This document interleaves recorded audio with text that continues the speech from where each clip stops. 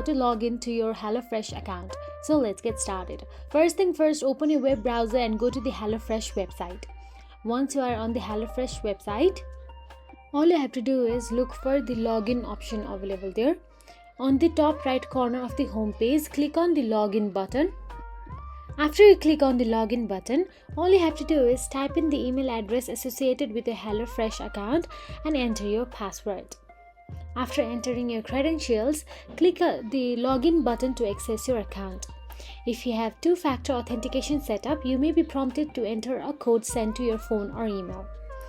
And for the troubleshooting ideas, if you forgot your password, you can also tap on the forgot your password option available there and link on the login page. You will be prompted to enter your email address to receive a password reset link. So that is it. Once logged in, you can manage your meal plans, view upcoming deliveries, update your account information and more.